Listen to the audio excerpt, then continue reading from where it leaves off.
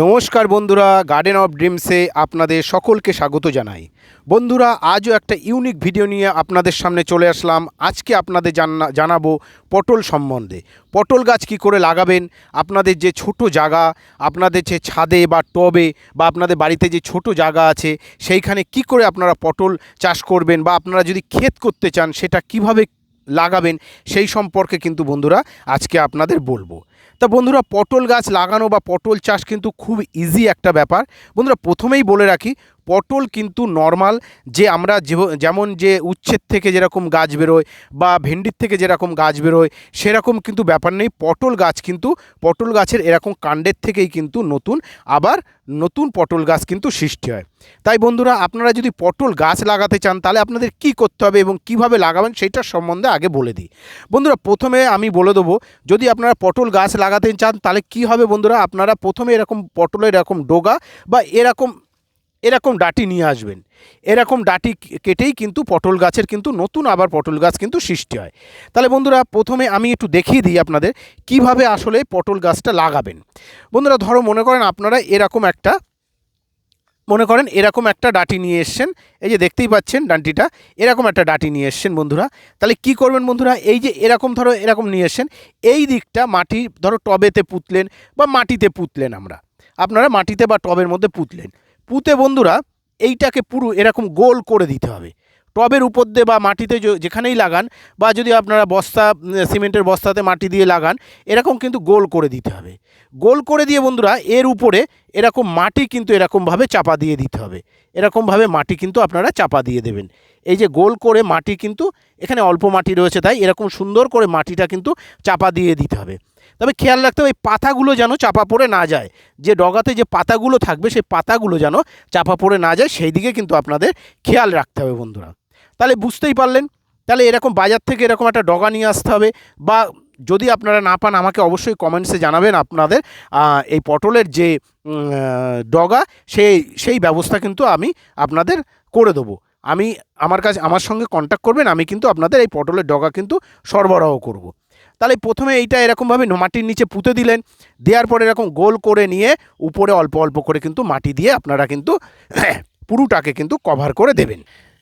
এবার কভার করার 20-25 দিনের পরে দেখবেন বন্ধুরা যে নতুন করে আবার পাতা গজিয়েছে এবং পটলের ডগা কিন্তু আস্তে আস্তে লতানো শুরু করেছে।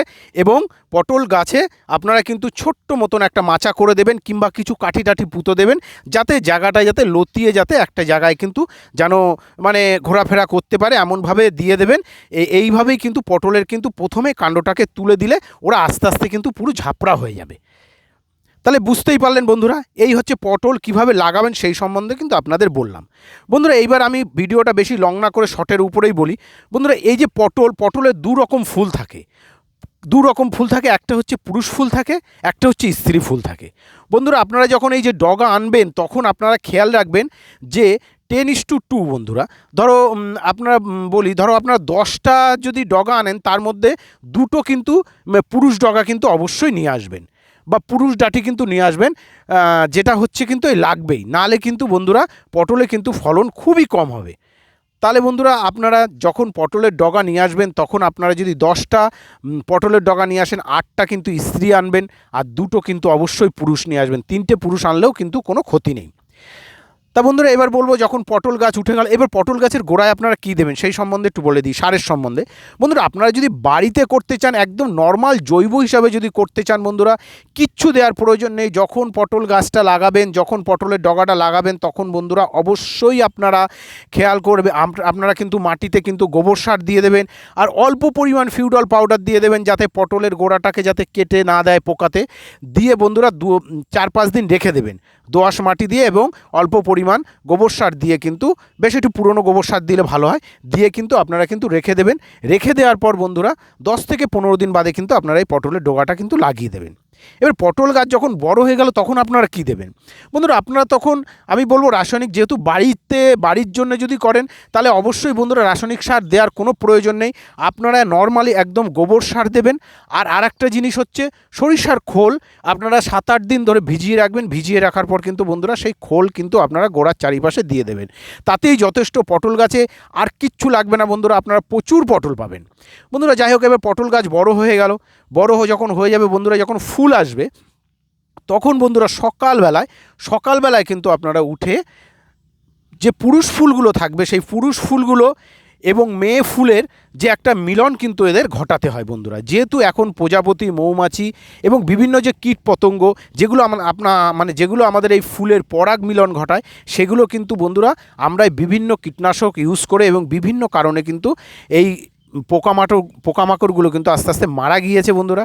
সেই জন্য বন্ধুরা আমাদের অবশ্যই সকালবেলায় খুব পরিষ্কার হাতে বন্ধুরা মেয়ে ফুলের সঙ্গে পুরুষ ফুলের একটা মিলন কিন্তু বন্ধুরা ঘটাতে হবে বন্ধুরা। আমি মেয়ে ফুলটা আপনাদের দেখাই আগে।